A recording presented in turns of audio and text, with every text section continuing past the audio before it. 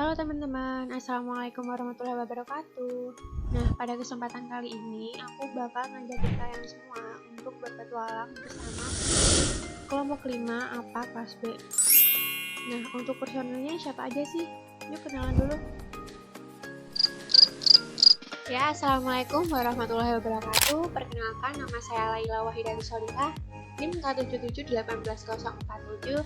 Di sini saya akan menjelaskan terkait laporan harga pokok produksi dan laporan harga pokok penjualan.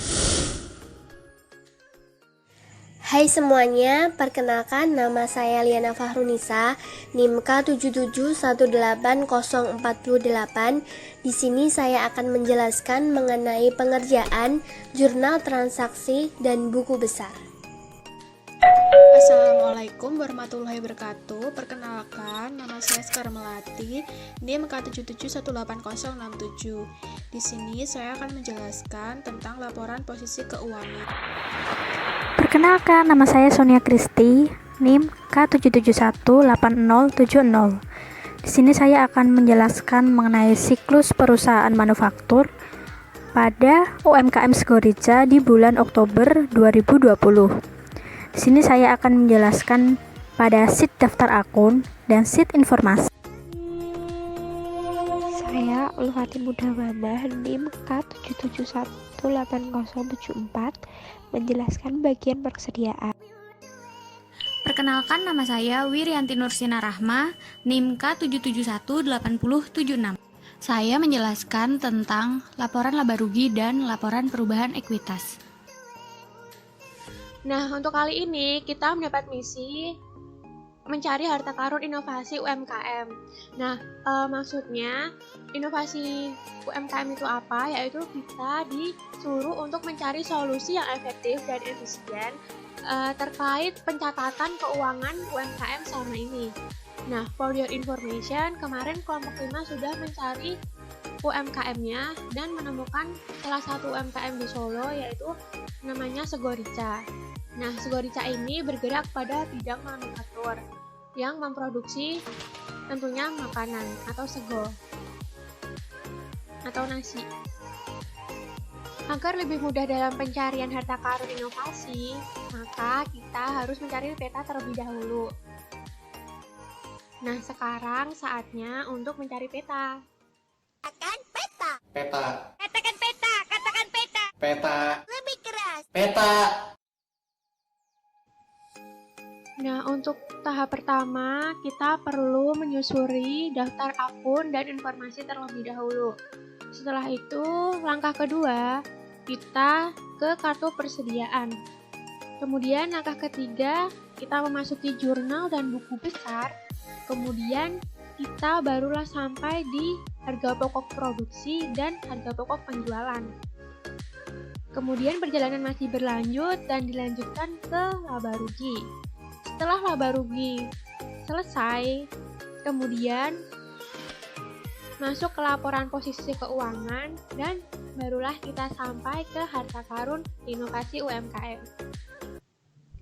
Oke, let's get started.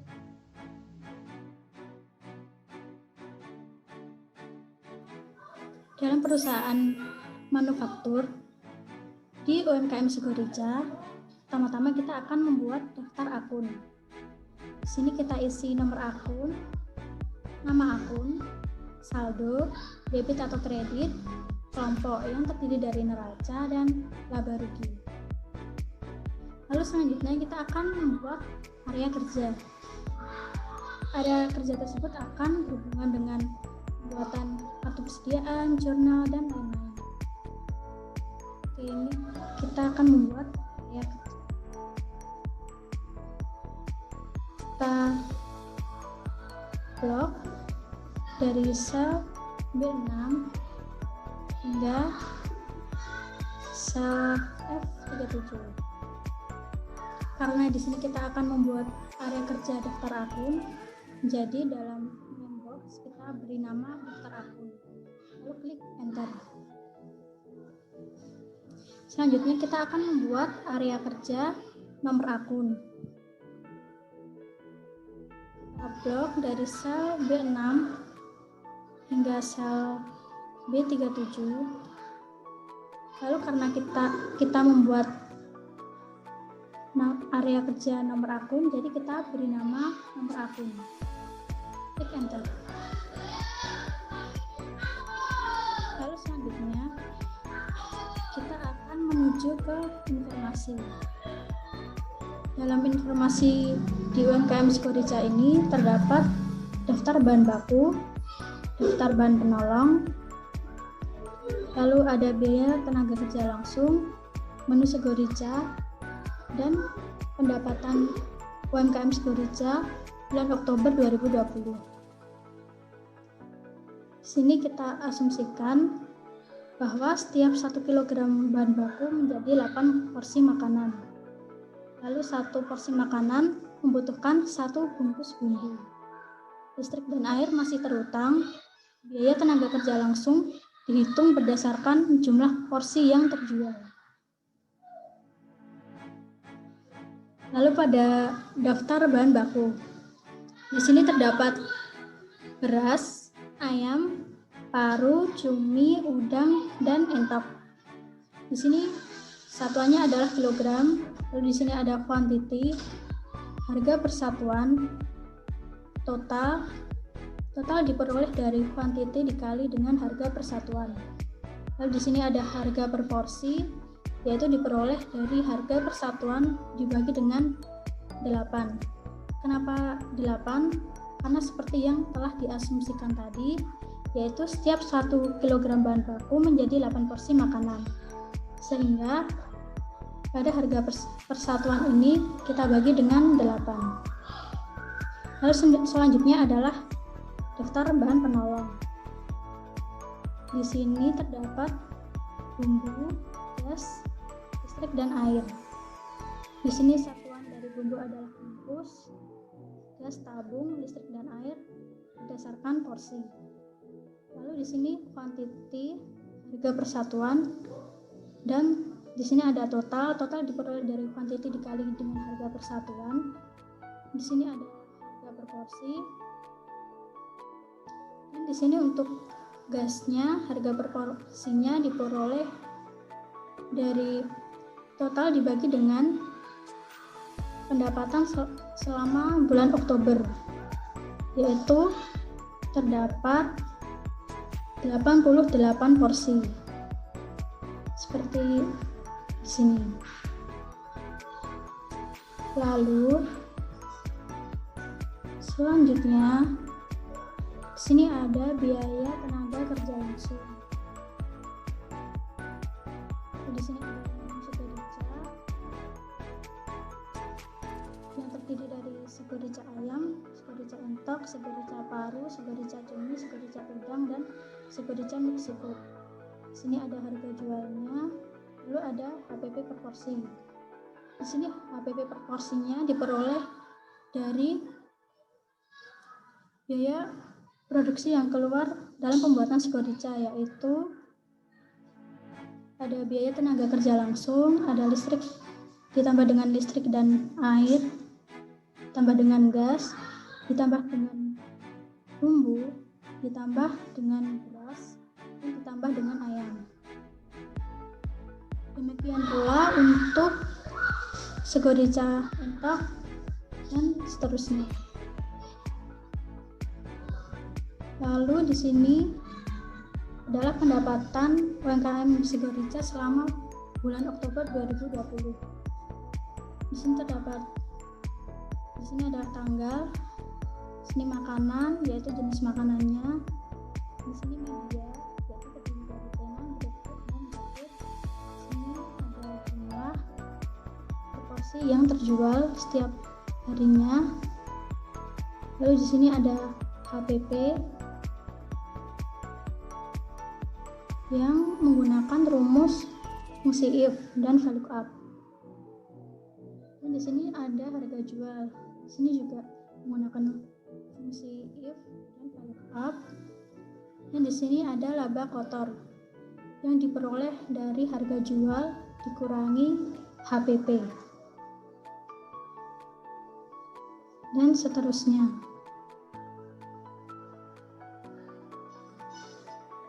Lalu di sini adalah total pendapatan Sigorica bulan Oktober, yaitu terdapat 88 porsi yang terjual.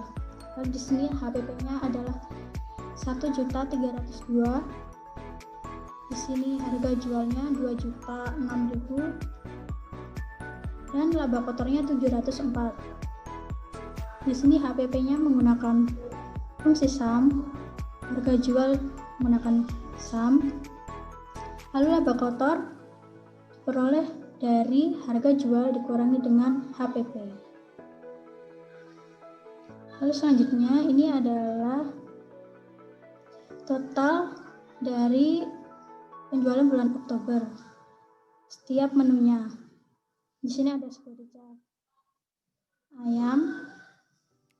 Di sini ada jumlahnya, HPP, harga jual, dan laba kotor. Lalu ini adalah jumlah dari bulan Oktober.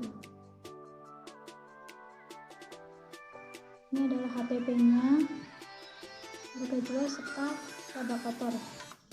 Dengan rumus seperti yang di atas ini, memakai fungsi sum untuk HPP dan harga jual, dan laba kotor yang diperoleh dari harga jual dikurangi dengan HPP. Demikian presentasi dari saya mengenai daftar akun dan informasi Sigorica bulan Oktober 2020.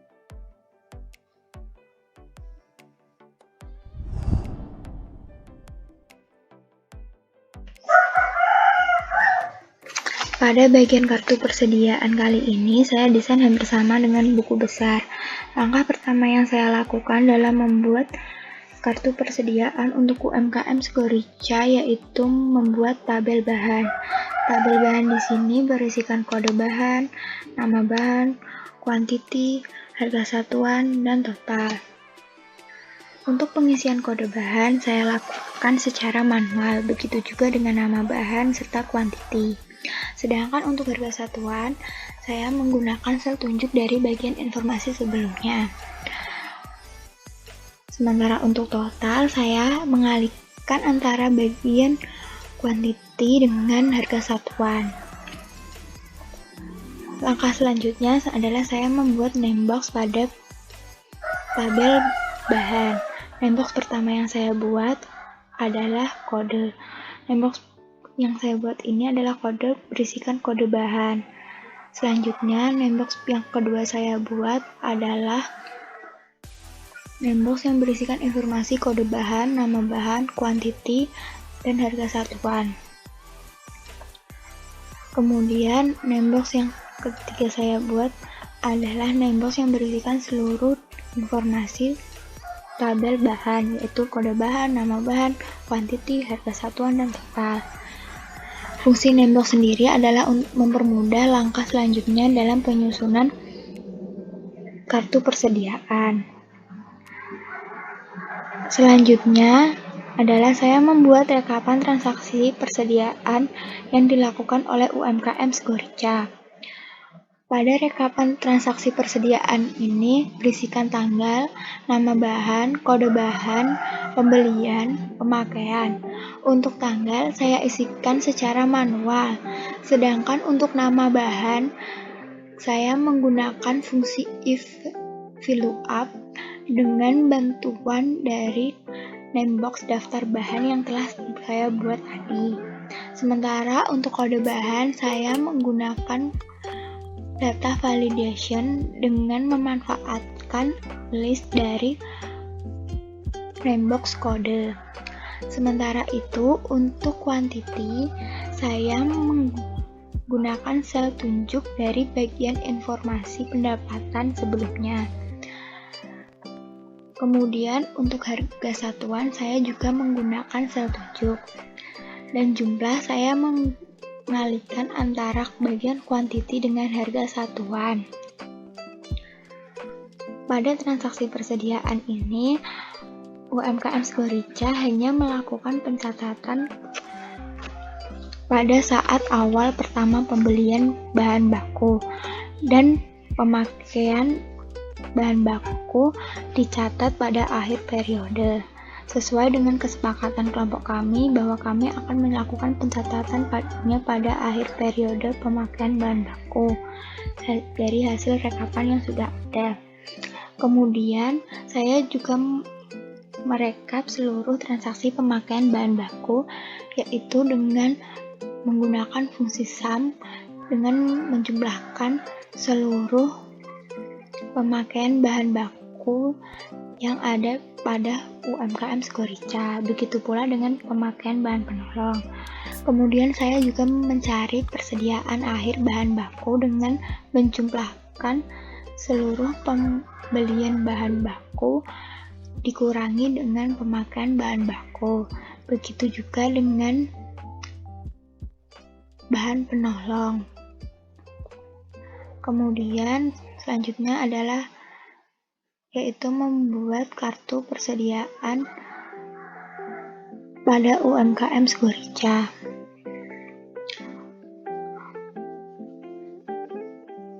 Pada kartu persediaan sendiri terdiri atas kode bahan, nama bahan, saldo awal, tanggal pembelian, pemakaian, dan sisa. Untuk kode bahan, saya memanfaatkan data validation dari list kode bahan yang telah saya buat dengan namebox dengan judul kode. Sementara untuk nama bahan, saya menggunakan fungsi if VLOOKUP dengan bantuan namebox persediaan yang telah saya buat dengan kriteria pada tabel kedua, yaitu berisikan nama bahan. Begitu pula dengan saldo awal juga seperti itu, menggunakan fungsi if VLOOKUP dengan bantuan namebox persediaan. Selanjutnya untuk pengisian tanggal saya menggunakan fungsi if. Untuk quantity juga menggunakan fungsi if, dan harga juga menggunakan fungsi if. Sementara untuk bagian sisa, pada bagian quantity saya menjumlahkan antara sisa dengan pembelian, kemudian dikurangkan dengan pemakaian. Kemudian untuk bagian harga saya menggunakan fungsi if VLOOKUP dengan bantuan namebox persediaan. Kemudian untuk jumlah saya mengalihkan antara bagian quantity dengan harga. Fungsi dari kode bahan sendiri menggunakan data validation sendiri agar kita dapat mengubah kode bahan sesuai yang diinginkan tanpa harus mencarinya satu persatu. Seperti halnya seperti ini. Bisa dilihat.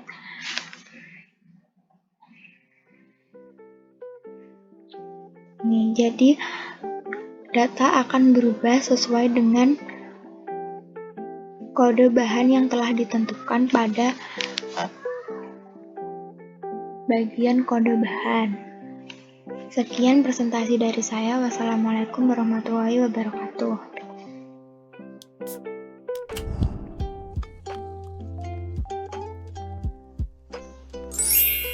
Baik, di sini saya akan menjelaskan mengenai bagaimana untuk menjurnal atas transaksi dari sebuah UMKM.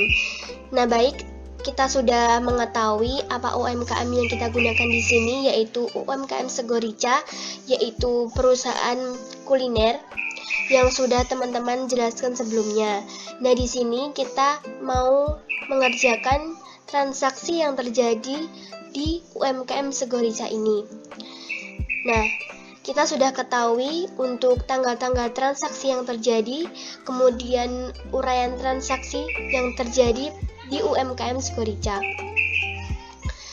Nah, sebelumnya jangan lupa kita berikan dulu judul dari jurnal transaksi ini, yaitu dengan nama perusahaan yaitu Segorica, kemudian judul dari pengerjaan sheet ini yaitu jurnal transaksi atau jurnal umum, kemudian bulan yang terjadi yaitu bulan Oktober. Nah, kemudian kita di sini menuliskan nama tabel, yaitu dengan tanggal, kode, uraian transaksi, kemudian nomor akun debit, nama debit, kemudian nominal debit, nomor akun kredit, nama akun kredit, dan nominal kredit. Nah, sebelum mengerjakan transaksi, kita akan melakukan pengecekan dulu apakah dalam daftar akun ini pada kolom nomor akun dan daftar akun sudah diberikan nama untuk memudahkan pengerjaan dalam jurnal transaksi atau belum. Nah, untuk nomor akun kita coba lihat di sini, kita blok semua nomor akun yang terjadi, yaitu di sini kita lihat dalam sheet ini sudah diberikan nama yaitu nomor akun. Nah, kemudian selanjutnya kita cek untuk yang daftar akun. Nah, di sini kita sudah berikan nama yaitu dengan nama daftar akun. Ketika ini sudah diberikan nama, kemudian kita menuju ke jurnal transaksi. Nah, untuk pengisian nomor akun, kita blok dari kolom nomor akun, kemudian kita pilih data, kemudian kita pilih data validation, kemudian pada allow kita pilih list, kemudian pada source kita pilih nomor akun. Kita tuliskan nomor akun karena di sini tadi kita sudah membuat nama tabel yaitu nomor akun. Jadi di sini untuk memudahkan pengerjaan dari jurnal transaksi ini, di mana di sini kita tidak perlu ngeblok lagi dari nomor-nomor akun yang berada di daftar akun awal tadi, seperti itu. Kemudian kita klik OK. Nah, di sini nanti terdapat segitiga yang dimana kita bisa memilih sesuai dengan nomor akun yang terjadi dengan transaksi ini. Kemudian kita juga lakukan hal yang sama dengan nomor akun yang di sebelah kredit, di mana kita blok nomor akun sampai ke bawah, kemudian kita data validation, kemudian kita klik list, kemudian kita ketikkan sama dengan nomor akun. Nah, di sini kita jangan sampai lupa untuk mengisikan sama dengan ini, karena ketika kita tidak mengisikan icon sama dengan ini, maka ini nomor akun ini tidak berfungsi dan tidak akan memunculkan segitiga di mana kita bisa memilih nomor akun yang sesuai, seperti itu. Nah, kemudian kita klik OK. Nah, di sini sudah muncul segitiganya, kita dapat bebas memilih. Nah, untuk berikutnya yaitu kita mencari bagaimana kita menuliskan nama akun ini dengan rumus, yaitu kita tuliskan sama dengan if sama dengan kita klik pada E9 yaitu nomor akun di sini, kemudian sama dengan tanda petik 2 kali, kemudian titik koma. Nah, untuk titik koma ini tergantung pada laptop ataupun Windows masing-masing menggunakan titik koma ataupun koma saja. Nah, kemudian kita tuliskan lagi tanda petik 2. Nah, tanda petik 2 ini berfungsi untuk jika tidak ada nomor akun di sini, maka di sini akan munculnya kosong dan tidak terisi apa-apa, jadi tidak menunjukkan error, seperti itu.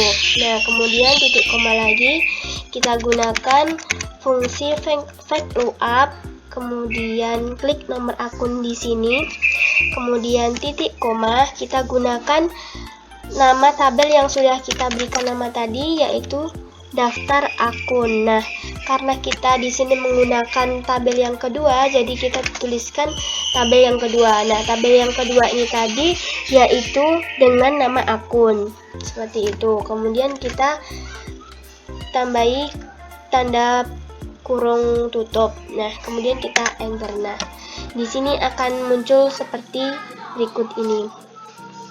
Kita tinggal drag ke bawah.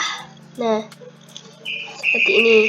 Nah, begitupun juga sama dengan nama akun yang di sebelah kredit. Nah, kita tuliskan sama dengan if buka kurung nomor akun sama dengan tanda petik 2, titik koma, tanda petik 2, kemudian titik koma, lookup, kemudian buka kurung, kita klik lagi nomor akun, dan kita menggunakan daftar akun. Nah, ketika kita mengetikkan D begitu, sudah akan muncul nama-nama tabel yang sudah kita namai sebelumnya. Nah, daftar akun, kemudian kita pilih tabel yang kedua, berikan tanda tutup 2 seperti ini, karena yang di sini adalah tanda kurungnya ada di sini dan di sini, jadi tanda tutupnya harus juga ada 2. Kemudian kita enterkan. Nah, kita juga klikkan ke bawah seperti ini. Nah, kemudian kita tinggal mengisi dari transaksi-transaksi yang sudah terjadi. Nah, pada tanggal 2 Oktober 2020 membeli perlengkapan sebesar 232.000 secara tunai. Nah, maka atas transaksi ini kemudian kita jurnal, yaitu kita jurnal perlengkapan, kita mencari nomor dari akun perlengkapan.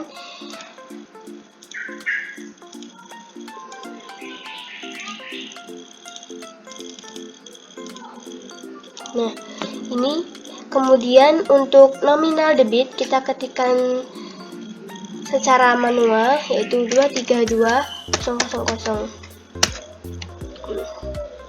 Kemudian untuk yang kredit, karena kas kita berkurang, maka kita jurnalnya adalah kas. Kemudian yang kredit kita juga untuk memudahkan kita menggunakan fungsi sel, yaitu sama dengan kita tunjuk di bagian debit, yaitu ini G9, kemudian kita enter. Nah, seperti ini. Kita lakukan hal yang sama untuk transaksi kedua dan transaksi sampai transaksi tanggal 31 Oktober. Nah, kemudian setelah kita masukkan semuanya, maka akan muncul sebagai berikut ini, sesuai dengan transaksi dari masing-masing tanggal yang sudah terjadi, seperti ini. Nah, kita isikan menurut dengan transaksinya. Nah, kemudian untuk mengecek, kita bisa tambahkan apakah sisi debit dan sisi kredit sama atau belum, seperti ini. Nah, kita bisa lihat di sini bahwa di kaca debit dan di kaca kredit sudah balance atau seimbang. Nah, kemudian langkah selanjutnya adalah membuat buku besar. Nah, di sini kita tuliskan judulnya seperti yang di jurnal transaksi tadi, yaitu Segorica. Nah, karena ini pengerjaan buku besar, maka di sini kita tuliskan buku besar. Nah, yaitu bulan yang terjadi, bulan Oktober. Nah, kemudian di sini kita tuliskan nomor akun, nama akun, saldo awal, dan di sini nanti terdapat apakah saldo dari akun ini itu debit atau kredit. Nah, sebelumnya kita akan membuat tabel seperti ini untuk memudahkan dalam pengerjaan buku besar. Nah, tadi belum saya jelaskan apakah fungsi dari segitiga ke bawah ini. Nah, untuk membuat segitiga ke bawah ini, kita blok seperti ini. Nah, kemudian kita klik filter. Nah, fungsinya yaitu apabila kita bisa memilih, misalkan di sini nanti ada tanggal-tanggal. Nah, kita bisa pilih misalnya tanggal berapa sampai tanggal berapa aja gitu. Jadi nggak semuanya bisa kita pilih kayak gitu. Nah, misalnya kita select all, berarti semuanya kepilih. Nah, kita juga nanti bisa centang-centang untuk apa-apa aja yang kita kehendaki nantinya, seperti itu. Nah, di sini kita isikan dulu bagaimana untuk mencari nomor akun di sini. Kita menggunakan seperti yang tadi di nomor akun, yaitu data validation, kemudian list, kemudian kita ketikkan sama dengan nomor akun. Nah, kita klikkan OK. Nah, di sini kita bisa langsung memilih nomor akun apa aja yang kita mau lihat di buku besarnya ini nanti. seperti itu. Nah, untuk nama akun umum yaitu di fungsi yang di nama akun ini. Nah, karena ini mencari kolomnya koma 2. Nah, koma 2 ini didapat dari mana sih? Nah, koma 2 ini didapat dari sini. Kan kita tadi yang di blok adalah daftar akun yang di sini. Nah, kemudian jika koma 2 berarti kita ambil yang nama akun di sini. Nah, ketika kita mau mengambil yang nomor akun di sini, maka berarti komanya 1. Nah, ketika kita mengambil saldo awal saja berarti komanya 3. Seperti itu. Jika kita mengambil ini debit atau kredit dari sifat nama akunnya ini berarti kita koma 4. Seperti itu. Kita tuliskan yaitu sama dengan if, kemudian buka kurung, kita klik pada nomor akun, kemudian sama dengan, kemudian tanda petik 2, titik koma, tanda petik 2 kali, kemudian titik koma, kemudian buka kurung yaitu kita menggunakan kemudian titik koma, kemudian titik koma. Nah, kita ketikkan fungsi VLOOKUP tanda buka kurung, kemudian kita klik lagi pada nomor akun, kemudian titik koma. Kita menggunakan kolom yang sudah kita beri nama tadi yaitu daftar akun, koma, karena kita yang dipilih adalah nama akun maka kita ketikkan tabel yang kedua, kemudian kita tutup kurung 2 kali. Nah, kita enter. Nah, maka di sini akan keluar kas karena nomor akun ini adalah nomor akun yang menunjukkan tentang kas. Nah, begitu juga kita akan mencari saldo awal yaitu dengan rumus yang sama, hanya berbeda pada kolom yang kita pilih di rumus yang terakhir. Kita coba praktekkan sama dengan if, kemudian buka kurung, kemudian kita klik yang nomor akun sama dengan tanda petik 2, titik koma, tanda petik 2, kemudian titik koma. Kita menggunakan fungsi VLOOKUP, kemudian kita tanda buka kurung, kemudian nama akun, titik koma. Kita menggunakan fungsi daftar akun, tabel yang kita beri nama tadi, kemudian karena kita mengambil saldo awal maka kita pilih kolom yang ketiga. Kita tutup 2 kali, kita enter. Nah, kita ini ketemunya adalah 15 juta. Untuk memastikan coba kita lihat pada daftar akun kas. Nah, di sini tertera saldo awalnya adalah 15 juta seperti itu.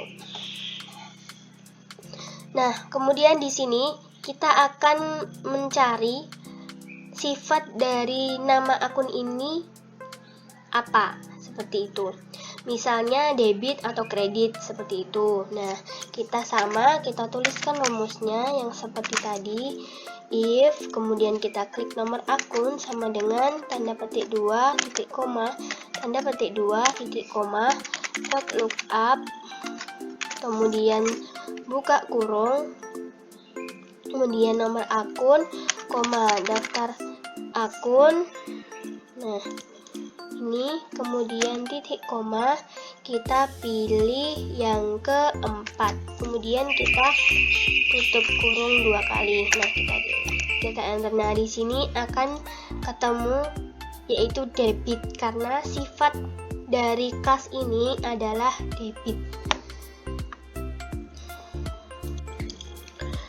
Baik, kita mulai kerjakan dari kolom yang pertama. Karena pada buku besar ini, kolom yang pertama dengan kolom yang kedua yaitu memiliki rumus yang berbeda-beda.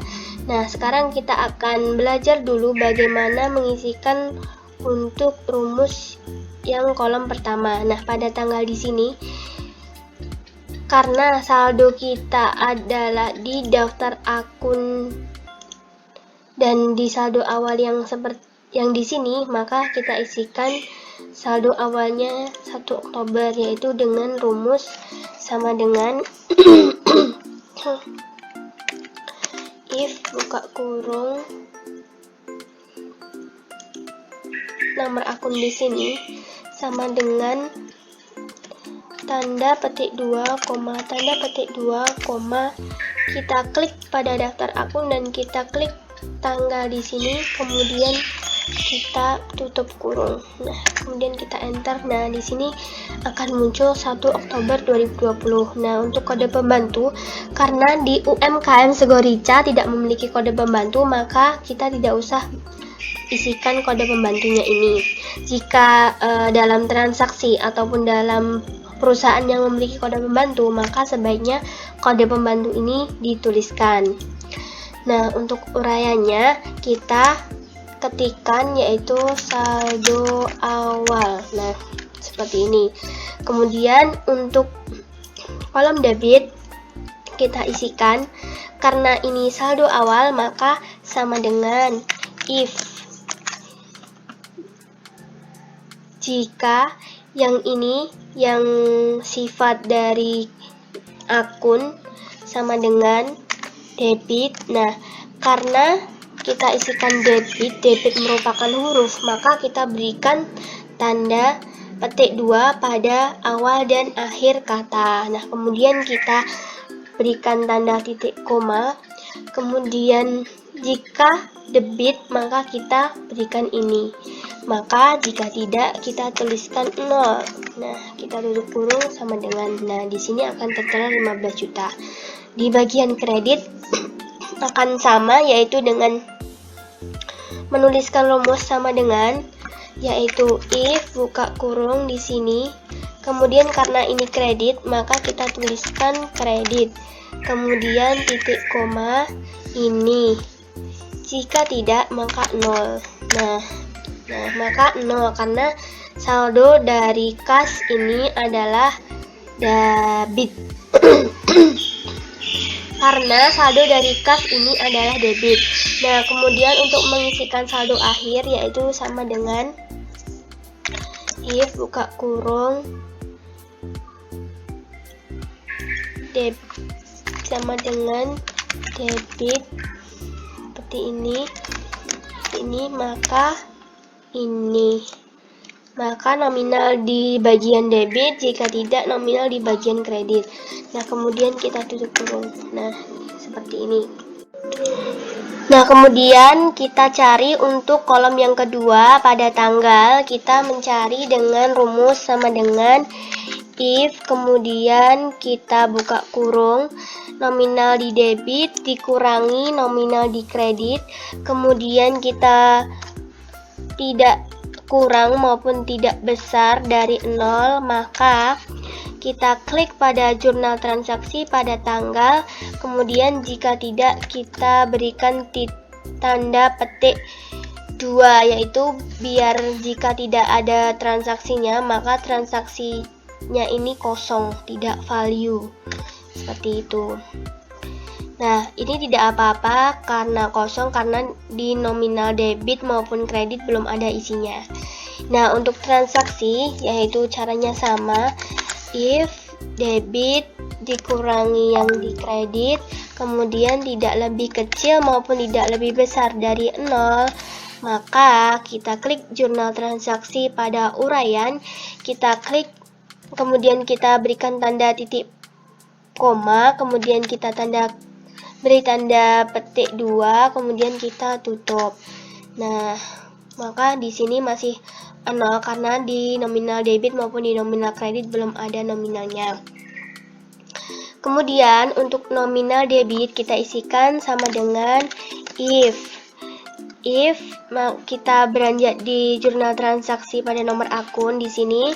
Nah, kita berikan sama dengan di buku besar yang nomor akun ini, kita bisa hapus ini dulu. Kemudian kita berikan absolut, kemudian titik 2. Kemudian kita cari lagi pada jurnal transaksi yang nominal di sini. Nah, mengapa ini kita berikan tanda absolut seperti ini? Biar pada nomor akun ini kekunci, agar jika di drag ke bawah tidak berubah dan tetap mengunci nomor akun ini sebagai dasar di sini gitu. Nah, maaf saya ulangi, di sini kita hapus dulu. Kita cari jurnal transaksi pada nomor nominal di debit. Nah, jika tidak maka akan 0. Kemudian selanjutnya yaitu sama, yang berbeda hanya jurnal transaksinya ini pada kolom yang debit. Nah, koma sama dengan kita pergi ke buku besar. Di sini kita hapus dulu. Nah, kemudian kita berikan tanda absolut agar biar mengunci dan tidak berubah. Kemudian kita cari ke jurnal transaksi, kita klik yang nominal pada kredit. Jika tidak maka 0. Kemudian tanda tutup, kita enter. Nah, seperti ini. Nah, kemudian selanjutnya adalah saldo akhir. Di saldo akhir kita klikkan sama dengan if. Jika if sini kita klik pada yang ini, sifat dari akun sama dengan debit, maka dari saldo akhir ditambah debit dikurangi kredit. Nah, jika tidak maka saldo akhir ditambah saldo kredit dikurangi saldo yang debit. Kemudian kita berikan tanda tutup. Kita enter. Nah, kita lihat di sini saldo akhirnya adalah 500 karena kas berkurang di kredit, maka saldonya tinggal 14.768.000. Nah, kemudian ini kita tinggal drag ke bawah seperti ini. Kemudian ini juga kita drag ke bawah. Kemudian pada nominal debit kita juga drag ke bawah. Nah, ini di sini akan muncul dengan sendirinya.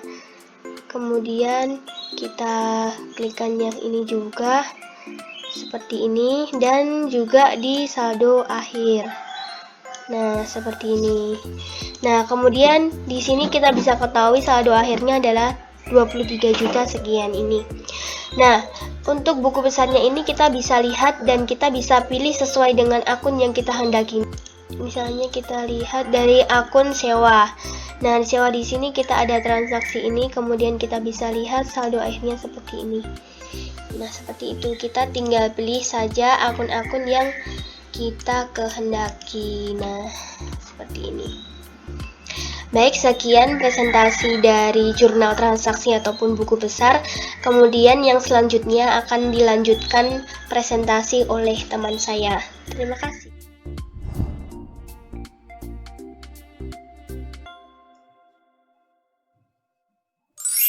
Ya, assalamualaikum warahmatullahi wabarakatuh.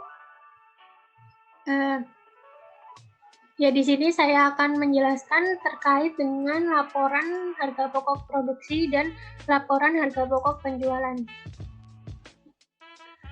Oke, laporan harga pokok produksi terlebih dahulu.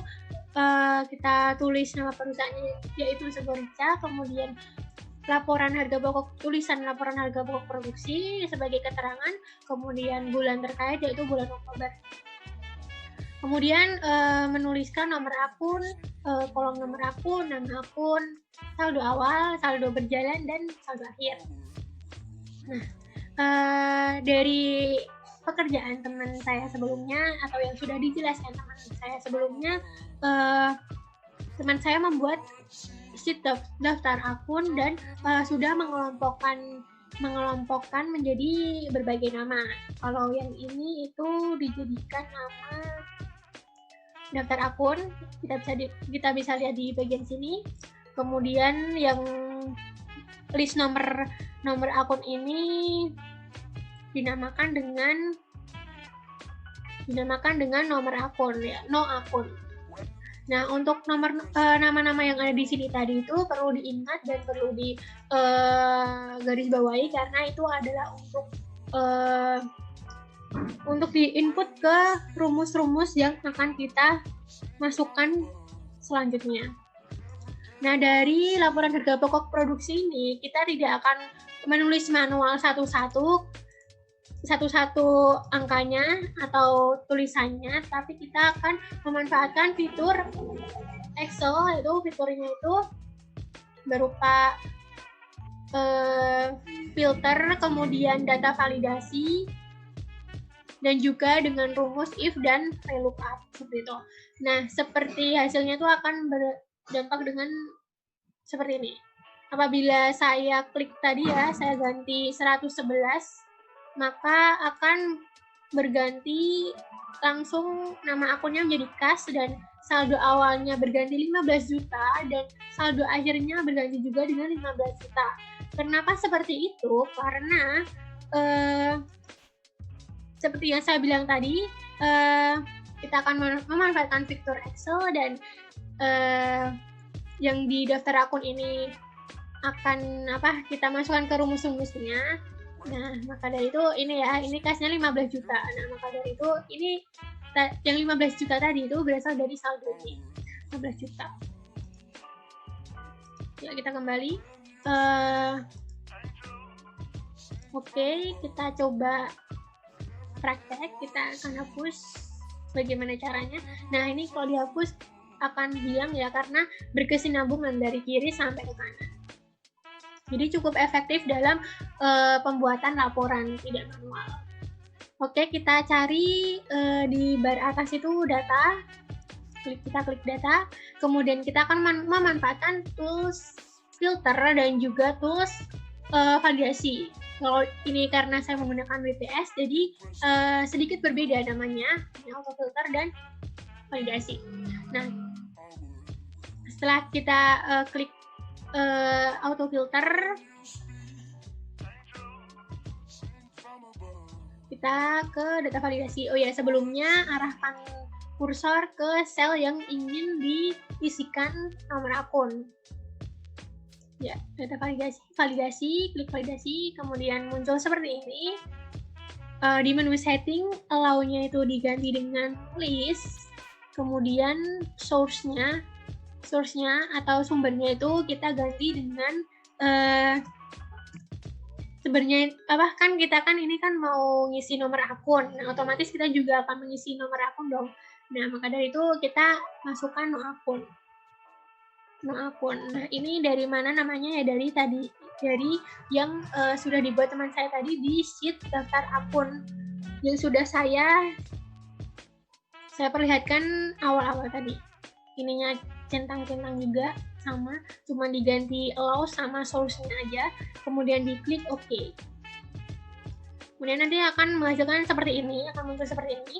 Apabila tadi source-nya tidak sesuai dengan yang sudah nama awal tadi no akun, maka ini nggak akan muncul. Jadi harus sesuai dan harus sama persis. Nah, berhubung ini laporan harga pokok produksi, kita menyiapkannya yaitu 1, 2, 3, yaitu persediaan barang dalam proses. Karena laporan harga pokok produksi terdiri dari persediaan barang dalam proses awal, kemudian biaya produksi, dan persediaan barang dalam proses akhir. Nah, ini untuk namanya nanti kita sesuaikan aja, kan ini tinggal kita pilih ya, kita pilih nomornya berapa, nanti bakal muncul auto. Nah, sebelum muncul auto nama persediaan BDP, nah kita perlu bantuan dengan rumus if dan VLOOKUP. Oke, mari kita coba praktek. Ini saya hapus dulu. Klik sama dengan, klik sama dengan, kemudian tulis if. Nah, ini biasanya langsung akan muncul pilihannya. Nah, pilih if, klik 2 kali, kemudian ini adalah urut-urutannya. Kita harus mengisikan apa aja. Ini kita isikan logical test-nya itu adalah sel nomor akun yang sudah kita buat data validasi tadi. Klik, yaitu kan B7 ya, B7, ini B7. Kemudian ini kita sesuaikan, ini kita disuruh menulis logical test-nya itu B7, kemudian sama dengan dulu, kemudian baru kita bisa menulis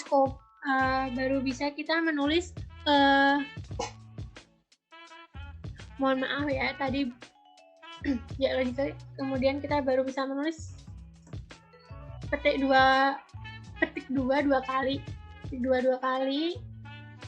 kemudian koma, ketik 2 kali.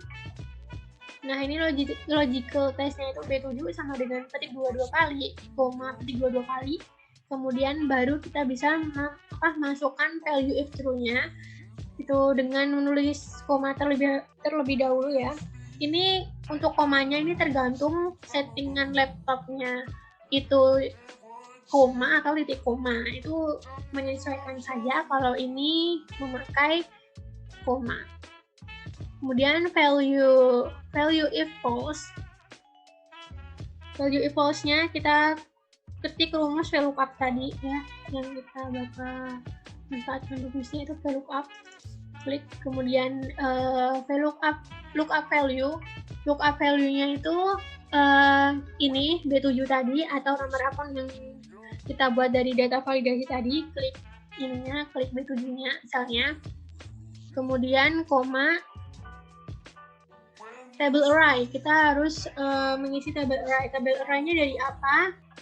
Dari sumber, kan kita mau ngisi nama akun. Nah, padahal sumbernya tuh dari yang tadi kan sheet daftar akun. Nah, ya udah kita tulisin daftar akun. Nah, kok bisa daftar akun? Yang tadi loh teman aku buat apa? Kelompok namanya daftar akun. Kemudian koma,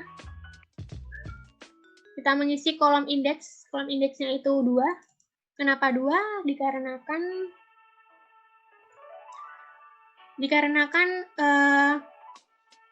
nama akun itu sendiri di sheet daftar akun itu berada pada kolom kedua dari kiri. Oke, nanti kita akan perlihatkan. Ini di enter, jangan lupa ditutup kurung tadi, di enter. Ya, kemudian akan muncul persediaan BDP. Kita coba ganti. Oke, ini akan muncul kas. Jadi benar-benar. Ya, tadi yang saya maksud 2 tadi itu kita cek daftar akun.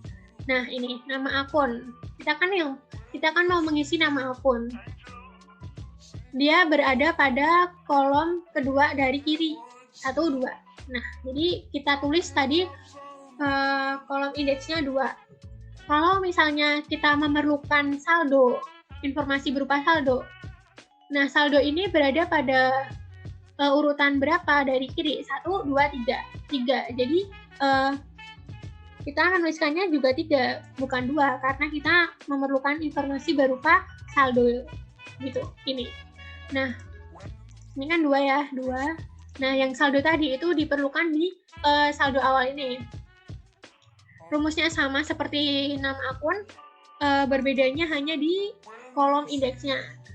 Ini 3, karena tadi dia berada di urutan ketiga dari kiri kolomnya, gitu. Tuh.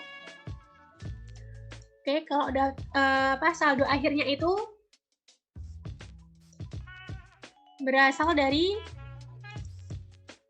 penjumlahan.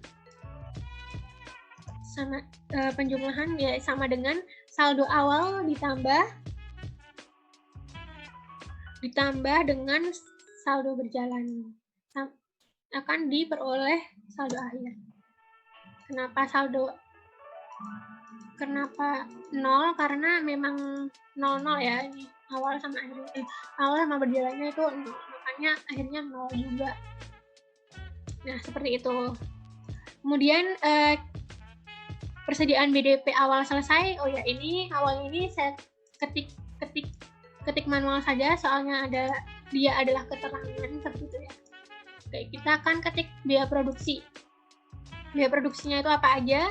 Biaya produksi itu terdiri dari persediaan bahan baku awal. Terus, nah itu ada pembelian bahan baku, kemudian bahan baku siap diproses, dan persediaan bahan baku akhir. Itu persediaan bahan bakunya. Kemudian ada BDP, BBB, BDP, BTKL atau tenaga kerja langsung, BDP, BOP atau overhead pabrik, seperti itu. Dalam biaya produksi ini kita juga manfaatkan yang data validasi tadi. Ini caranya sama, Kemudian persediaan bahan baku awal ini diketik saja karena ini nanti autonya di sini. Karena ini adalah ada awalnya, jadi kita ketik saja karena keterangan. Kemudian untuk saldo awalnya sama kayak tadi, kita memanfaatkan VLOOKUP, if VLOOKUP, kemudian ininya 3 ya. Tuh.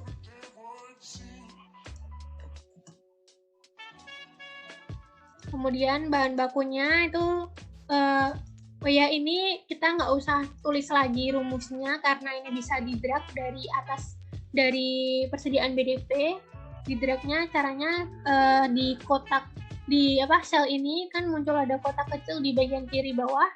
Nah, nanti kalau muncul tanda plus kayak gini, tarik ke bawah sampai yang diinginkan. Nanti bakal auto. Kalau misalnya ini ada nomornya tuh bakal auto gitu. Ini berhubung tidak ada nomornya ya RP0. Kemudian pembelian bahan baku, kenapa kita drag sampai sini aja? Karena pembelian bahan baku itu didapatnya bukan dari VLOOKUP, bukan dari rumus VLOOKUP, tapi dari informasi lain, dari sheet lain, bukan sheet daftar akun, tapi dari sheet informasi. Seperti itu. Ini coba saya hapus dulu informasi. Ini saya tulis sama dengan kita akan memanfaatkan sel tunjuk. Pembelian bahan baku itu terdapat pada sheet informasi. Kemudian kita cari pembelian bahan bakunya di mana. Oh ya, ini total ini daftar bahan baku. Otomatis totalnya pembeliannya itu ada di sini ya. G14. Kita klik selnya, akan muncul di formula bar seperti ini. Sama dengan informasi G14, kita kembali ke laporan harga pokok produksi, kita coba enter.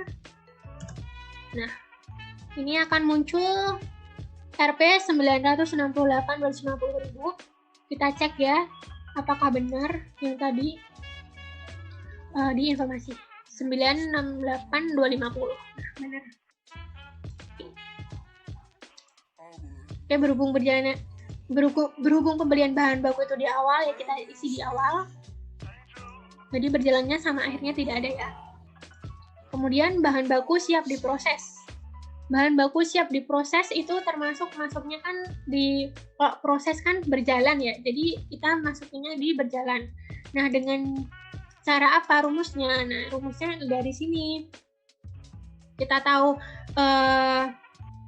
yang diproses itu berapa dari penjumlahan sama dengan kita tulis sama dengan dahulu penjumlahan dari nominal saldo awal persediaan bahan baku awal ditambah dengan pembelian bahan baku saldo pembelian bahan baku di enter. Baik, ini akan muncul sama yang ini karena ini RP-nya 0 gitu. Oke, kemudian lanjut ke persediaan bahan baku akhir. Persediaan bahan baku akhir itu didapat dari informasi dari kartu persediaan. Ini saya hapus dulu. Seperti biasa kita harus menuliskan sama dengan di awal ya. Kemudian kita beralih ke sheet kartu persediaan. Kita cari persediaan akhir BBB-nya berapa. Nah, ini kita klik di E44 157.250. Kemudian kita beralih ke laporan harga pokok produksi. Kita coba enter. Nah, muncul angka 157.250 sama seperti tadi. Oke, kemudian kita selesai di persediaan bahan baku. Kita beralih ke BDP BBB. BDP ini juga sama ya. BBB 3 kolom ini itu rumusnya sama dengan persediaan barang dalam proses ini tadi. Ini memanfaatkan data validasi. Ini juga BTKL juga, BOP juga. Kemudian ini juga VLOOKUP dengan kolom array kolom indeksnya 2 karena di daftar akun dia itu berada di dari kiri kolomnya itu nama akun di di yang bagian kedua gitu. Kemudian awalnya itu juga sama, pakai 3. Berjalannya itu berasal dari ini ya, BDP BBB, karena pembelian bahan baku kita ambil di atas ini. Jadi bahan baku siap diproses dikurangi dengan bahan baku akhir. Enter. Nah, bahan baku akhir itu berasal dari BDP BBB awal ditambah BDP BBB berjalan.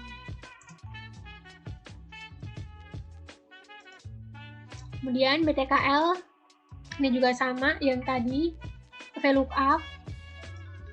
Kemudian kalau BTKL itu bukan berasal dari sini ya, dari sini, tapi berasal dari jurnal transaksi.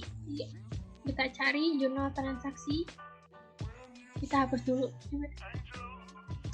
Klik sama dengan seperti biasa jurnal transaksi.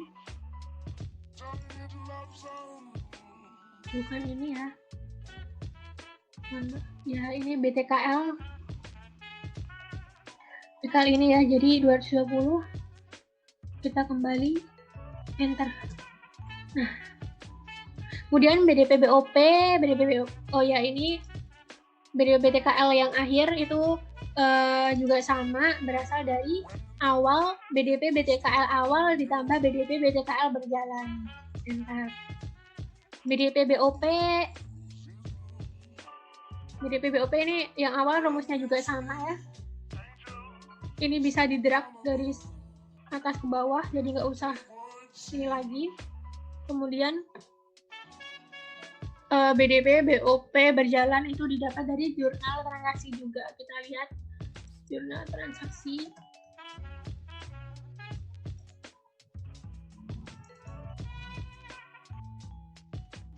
BDP BOP ya ini 271. Yang nominalnya ya, enter. Yang akhirnya itu juga sama, ini bisa di-drag dari atas sini sampai ke bawah. Jadi tidak usah memasukkan rumus lagi. Oke, kalau udah total biaya produksi seperti biasa kita memanfaatkan rumus sum. Sama dengan klik sum. Ini ada pilihannya, diklik, kemudian kita blok dari BDP BBB sampai BOP yang bagian saldo akhir, kemudian di enter. Akan muncul hasilnya. Kemudian yang terakhir dari laporan harga pokok produksi yaitu persediaan barang dalam proses akhir. Seperti biasa, nomor akunnya dengan data validasi tadi, kemudian persediaan BDP-nya namanya berdasarkan VLOOKUP, rumus VLOOKUP dengan tabel array nomor kolom indeksnya 2, kemudian akhirnya ini diketik manual aja karena keterangan. Kemudian awalnya itu 0 ya, dengan VLOOKUP juga berjalannya pasti tidak ada karena ini akhir. Kemudian saldo akhirnya ini hasil drag-dragan dari bukan maksud saya hasil dari penjumlahan ini, penjumlahan saldo awal ditambah saldo berjalan. Berhubung ini 00 ya, makanya ini 0. Kemudian kita dapat harga pokok produksi, yaitu didapat dari penjumlahan persediaan BDP ditambah, kita tulis saja, sama dengan persediaan akhir BDP awal ditambah dengan total biaya produksi ditambah total persediaan BDP akhir. Enter. Baik. Laporan harga produksi sudah selesai. Oke, kita akan beralih ke yang satunya.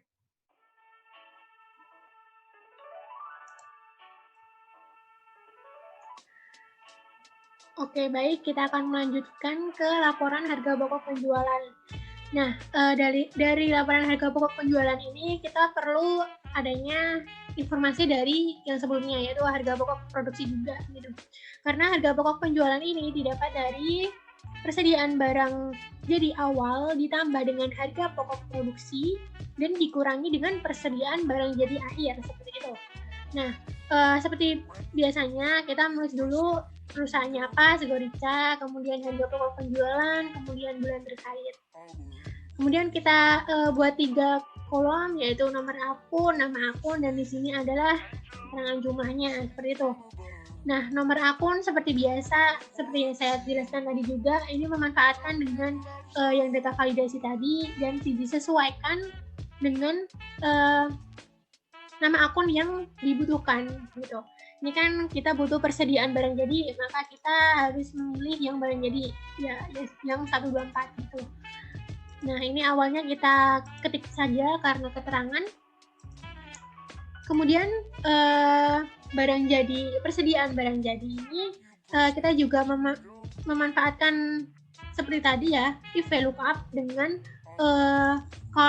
kolom indeks 2 dari daftar akun yang sudah saya jelaskan tadi, karena dia itu berada di bagian kedua dari kiri kolomnya.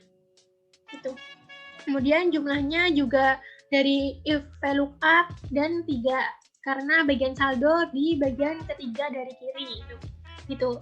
Kemudian harga pokok produksi kita dari laporan harga pokok produksi ya, kita tulis sama dengan, kemudian beralih ke laporan harga pokok produksi dan kita klik jumlah harga pokok produksi ini. Kita kembali ke HP penjualan, di enter. Baik, ini sesuai ya, 1302. Kemudian persediaan barang jadi, ini kenapa nomor akunnya tidak ada, karena kan ini laporan ya, jadi tidak ada nomor akun. Kemudian persediaan barang jadi sama ya, 124. Akhir, jangan lupa dikasih keterangan akhir. Nah, ini juga dari daftar akun nomor 3, karena saldo berada di ketiga dari kiri. Dari kiri ini. Nah, ini ya, saldo ketiga dari kiri, 1, 2, 3. Kembali ke penjualan. Baik, ini cukup simpel. Maka dari itu, langsung harga pokok penjualan kita langsung bisa dapat dengan cara menjumlahkan dan mengurangkan. Ini saya hapus dulu, kita tulis sama dengan harga pokok penjualan sama dengan didapat dari persediaan barang jadi awal ditambah dengan harga pokok produksi, kemudian dikurangi dengan persediaan barang jadi, kemudian di enter, maka akan muncul jumlahnya. Nah, ini berhubung harga pokok penjualan itu juga ada datanya, jadi kita sesuaikan aja gitu. Seperti itu. Mungkin cukup dari saya, akan dilanjutkan oleh teman saya. Apabila ada kurangnya, mohon maaf. Sekian dari saya. Wassalamualaikum warahmatullahi wabarakatuh.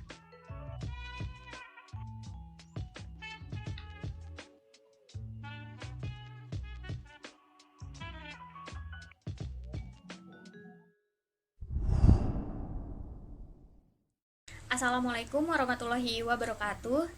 Perkenalkan, nama saya Wirianti Nursina Rahma, NIM K771876. Di sini saya akan menjelaskan desain spreadsheet bagian laporan laba rugi dan laporan perubahan ekuitas pada siklus perusahaan manufaktur UMKM Segorica. Baik, langsung saja. Yang pertama, saya akan menjelaskan desain spreadsheet untuk laporan laba rugi UMKM Segorica. Nah, seperti yang tertera, pada bagian awal terdapat identitas perusahaan, yaitu nama perusahaannya, Segorica. Kemudian ada jenis laporan keuangannya, laporan laba rugi. Dan yang terakhir adalah periode laporan keuangan tersebut, yaitu untuk periode yang berakhir pada bulan Oktober. Nah, pada laporan laba rugi di sini, kami menyiapkan 5 kolom. Yang mana kolom pertama adalah nomor akun, kolom kedua adalah kolom nama akun, kolom ketiga adalah awal, yang artinya saldo awal dari akun yang tersedia. Kemudian yang keempat adalah kolom berjalan atau saldo berjalan akun terkait selama periode Oktober. Kemudian yang terakhir adalah akhir atau saldo akhir dari akun terkait di akhir periode tersebut. Nah, untuk bagian nomor akun, di sini kami menggunakan data tools yaitu data validation, yang mana di bagian allow kita memilih list, kemudian di bagian source-nya kita menunjuk range nomor akun. Jadi sebelumnya kami sudah membuat range yang kami beri nama no akun. Kemudian klik OK.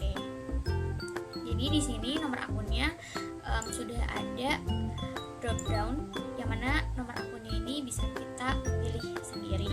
Jadi kita tidak perlu mengetikkan nomor akun secara manual.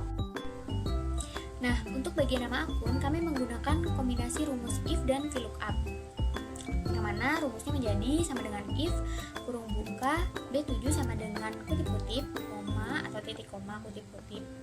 Nah, sampai sini artinya apabila B7 tidak terisi subjek apapun, maka pada sel C7 juga akan muncul data yang sama seperti B7, yaitu tidak muncul apapun. Namun apabila sel B7 menunjukkan nomor akun atau terisi nomor akun, maka di sini kelanjutan rumusnya yaitu koma VLOOKUP kurung buka B7, koma daftar akun, koma 2.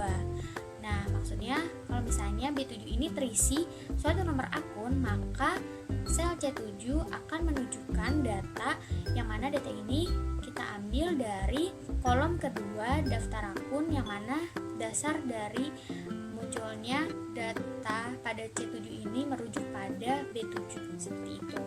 Nah, kemudian ketika akan menghasilkan nama akun yang sesuai dengan nomor akunnya. Kemudian untuk kolom ketiga yaitu awal atau saldo awal, kami juga menggunakan kombinasi rumus if dan VLOOKUP yang sama seperti nama akun. Namun bedanya di sini pada kolom index number-nya kita beri angka 3 karena kita akan mengambil data pada kolom ketiga range daftar akun, yang mana nanti akan muncul saldo awal yang sesuai dengan nomor akun yang sudah kita isi pada kolom nama akun. Kemudian untuk kolom keempat yaitu kolom berjalan, kami memanfaatkan rumus SUMIF, yang mana sudah jelas rumus SUMIF ini digunakan untuk menjumlahkan data dengan satu kriteria. Di sini kami menggunakan kriteria nama akun. Nah, cara kami memanfaatkan rumus SUMIF ini yaitu untuk akun yang saldo normalnya bertambah di kredit, kami menggunakan rumus SUMIF dengan menjumlahkan data-data pada bagian kredit, kemudian mengurangi jumlah dari data-data pada bagian kredit di jurnal umum. Nah, seperti ini rumusnya, yaitu sama dengan SUMIF kurung buka nakun underscore k, koma C7, koma jukun underscore k. Nah, jadi sebelumnya pada sheet jurnal kami sudah membuat range nakun underscore k, yang mana nakun underscore k ini adalah range nama akun bagian kredit pada jurnal umum. Nah, kemudian jukun underscore k ini adalah jumlah atau nominal kredit yang ada di jurnal umum. Nah, kemudian rumusnya dikurangi SUMIF kurung buka nakun underscore D, koma C7, koma jukun D. Nah, nakun underscore D ini sama seperti K, namun kita mengambil dari nama akun debit di jurnal umum, dan begitu pula dengan jukun underscore D, yaitu jumlah akun pada bagian debit pada jurnal umum. Seperti itu. Nah, namun apabila akun dengan saldo normal bertambah pada debit, kita membalikkan rumus SUMIF bagian kredit. Yang tadi kredit dulu baru dikurangi debit, namun untuk akun yang bersaldo normal bertambah di debit, kita mengurangkan akun debit dengan akun kredit. Kemudian untuk kolom kelima yaitu kolom saldo akhir, kami menggunakan rumus SUM, yaitu dengan menjumlahkan kolom saldo awal dengan kolom saldo berjalan, sehingga akan menghasilkan saldo akhir dari akun-akun terkait. Nah, konten-konten pada laporan laba rugi ini yang kita buat merupakan desain yang sama seperti laporan laba rugi yang telah kita pelajari, yang telah kita ketahui pada umumnya. Seperti pada pendapatan bersih, kami dapatkan dari penyuluhan antara penjualan dan potongan penjualan. Kemudian laba kotor didapatkan dari pendapatan bersih dikurangi harga pokok penjualan. Total beban usaha yaitu total dari seluruh beban usaha yang ada. Kemudian di sini laba atau rugi bersih sebelum pajak didapatkan dari pengurangan antara laba kotor dengan beban usaha.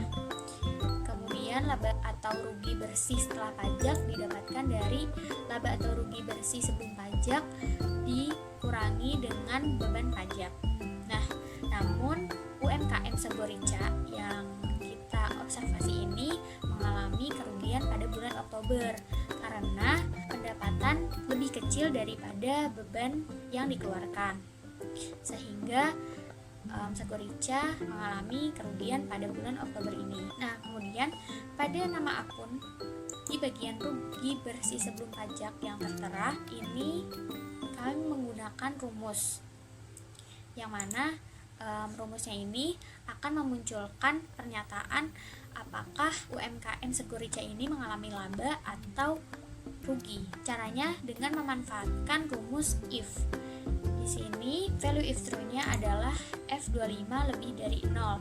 Maksudnya nominal dari pengurangan laba kotor dengan total beban usaha ini apabila lebih dari 0, maka akan muncul pernyataan laba bersih sebelum pajak. Namun apabila tidak atau F25 ini tidak lebih dari 0, maka akan muncul pernyataan rugi bersih sebelum pajak. Begitu pula pada bagian rugi bersih setelah pajak. Kemudian sekarang saya akan menjelaskan desain spreadsheet bagian laporan perubahan ekuitas UMKM Segorica. Nah, pada laporan perubahan ekuitas ini sama halnya seperti laporan laba rugi. Yang pertama, kita menuliskan dulu identitas perusahaan, yaitu nama perusahaannya Segorica, kemudian jenis laporan keuangannya, laporan perubahan ekuitas, dan periode laporan keuangan tersebut yaitu per 31 Oktober. Nah, di sini kita menyediakan 3 kolom, yaitu kolom nomor akun, nama akun, dan saldonya. Nah, untuk bagian nomor akun pada laporan perubahan ekuitas, kami juga menggunakan drop down seperti yang kita lakukan pada bagian nomor akun di laporan laba rugi, yaitu dengan menggunakan data tools data validation, yang mana nantinya kita bisa menginput nomor akun dengan memilih sendiri pada drop down dan tidak perlu mengetik secara manual. Kemudian pada nama akun kami juga sama seperti bagian nama akun di laporan laba rugi. Kami menggunakan kombinasi rumus if dan VLOOKUP. Kemudian pada modal pemilik awal ini saldonya kami juga sama menggunakan rumus seperti bagian saldo awal di laporan laba rugi. Nah, untuk nominal saldo laba periode berjalan ini kami mengisinya dengan menunjuk sel laporan laba rugi bagian rugi bersih setelah pajak. Kemudian pada bagian akhir yaitu modal pemilik akhir, nominal uangnya ini kami menggunakan rumus SUM untuk menjumlahkan modal pemilik awal dengan laba periode berjalan.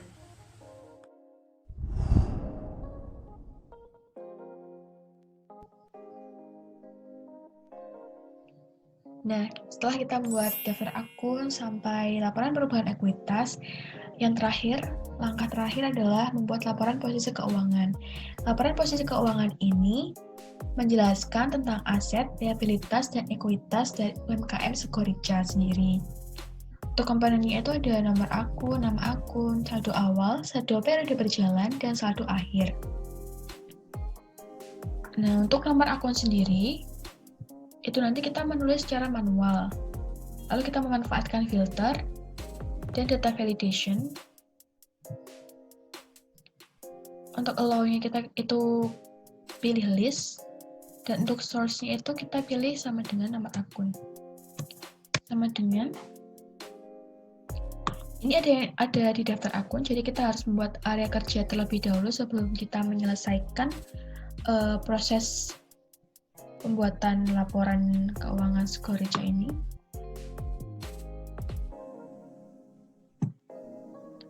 Ini sudah ada nama area kerja, nomor akun. Kita klik OK. Nanti otomatis akan seperti ini, ada list-list seperti ini. Nah, selanjutnya adalah membuat nama akun atau mencari nama akun. Ini kita memanfaatkan rumus if VLOOKUP. Kenapa memanfaatkan if VLOOKUP? Karena kita akan mencari data bersyarat. Syaratnya itu nama akun harus sesuai dengan nomor akun yang tertera pada daftar akun. Jadi kita memanfaatkan rumus if VLOOKUP. Contohnya ada seperti ini. Nah, rumus if VLOOKUP itu sudah kita pelajari di perkuliahan APA 2 dan kita memanfaatkannya untuk menyelesaikan laporan posisi keuangan UMKM Skorija ini karena menurut kami rumus ini termasuk simple, termasuk mudah diingat sehingga lebih mudah untuk dipahami gitu. Caranya seperti ini. Sama dengan if kita klik pada bagian nomor akun, lalu value if true-nya itu kita lalu VLOOKUP.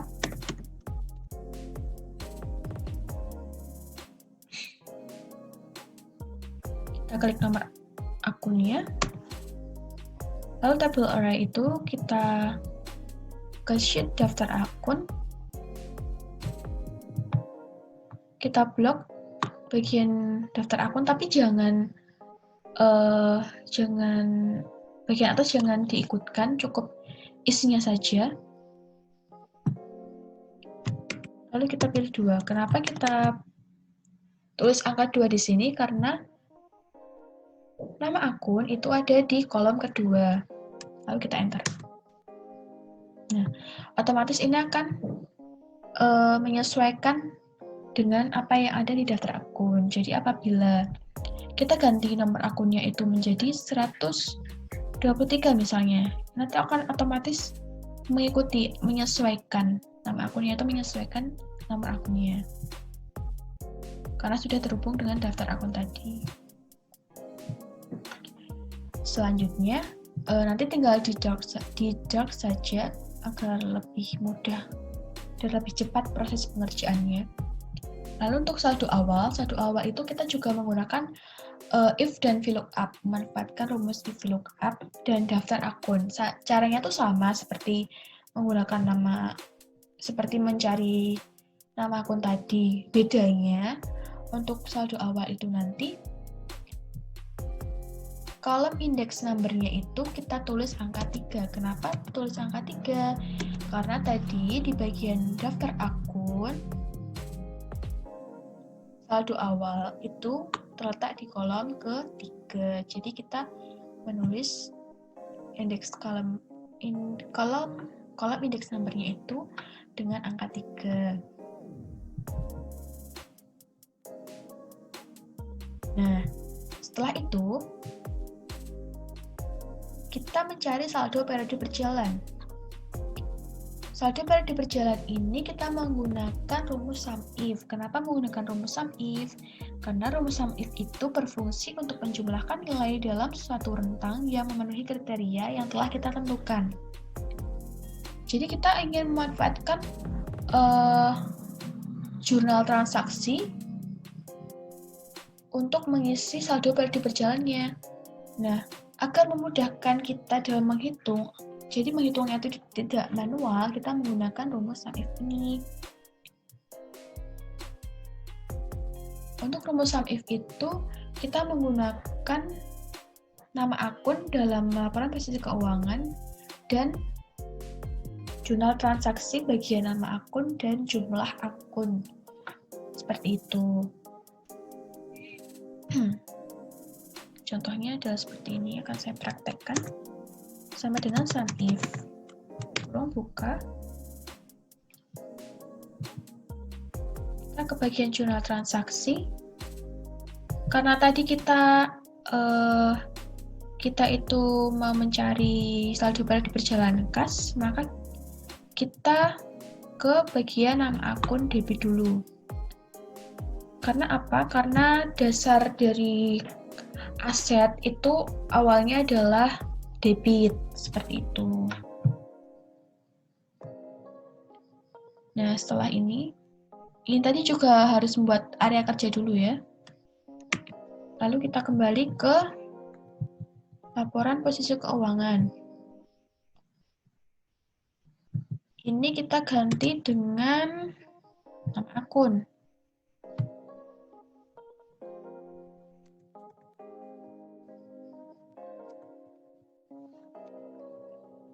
Lalu kita kembali ke jurnal transaksi, kita blok di bagian jumlah akun debit.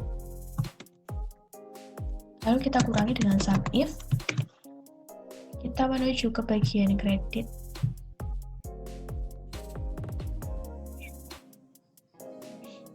Blok bagian nama akun kredit, lalu sama nanti isinya juga ini nama akun bagi laporan posisi keuangan, tapi tidak bolak-balik, kita sekalian saja blok di sini. Lalu kita tambahkan di tengahnya nanti.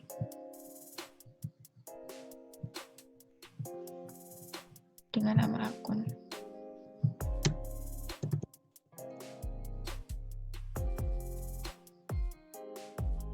Nah, setelah itu kita enter. Saldo periode berjalan ini nanti akan menunjukkan keadaan yang sebenarnya selama periode keberjalanan UMKM Segorica ini. Seperti itu. Jadi akan otomatis menjumlahkan yang di bagian debit, di bagian kredit, dan sebagainya. Itu akan memudahkan kita. Nanti tinggal di drag ke bawah. Seperti itu. Nah, apabila dasar dari suatu akun itu adalah kredit, maka yang di bagian awal tadi juga kredit. Seperti ini, hutang usaha. Hutang usaha ini kita mendahulukan nomor akun kredit dan jumlah akun kredit dulu, baru kita mengurangkannya dengan yang di bagian debit, seperti itu. Jadi kita juga harus menghafal dasar dari akun-akun itu apa, agar memudahkan kita dalam menginput di bagian saldo periode berjalan, seperti itu. Nah, setelah selesai, saldo akhir itu nanti tinggal memanfaatkan rumus sum. Sum itu tinggal menjumlahkan saldo awal dan saldo periode berjalannya itu berapa. Itu nanti juga sudah otomatis akan terjumlahkan sendiri. Nanti tinggal di-drag juga. Nanti kita juga mencari total aset, itu nanti juga menggunakan rumus sum. Tinggal di drag juga keseluruhannya. Sama, nanti untuk total itu kita menggunakan rumus sum. Kenapa kita memanfaatkan rumus-rumus yang sudah dipelajari di perkuliahan apa itu? Karena lebih mudah, lebih simpel, dan lebih lebih enak untuk digunakan. Jadi menghafalnya itu tidak terlalu panjang, tidak terlalu banyak. Jadi ini rumus yang simpel itu bisa dimanfaatkan oleh kita dalam menyusun laporan keuangan untuk UMKM gitu. Mungkin itu saja yang dapat saya sampaikan. Kurang lebihnya mohon maaf.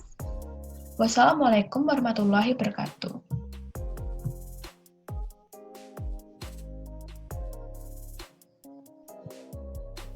Nah, harta karun ini isinya apa sih? Nah, kesimpulannya yang pertama adalah tentunya kami merekomendasikan untuk memanfaatkan spreadsheet atau Microsoft Excel dengan fitur-fiturnya. Kemudian, yang kedua, pendapatan dijadikan satu baik dari tenan atau orderan online.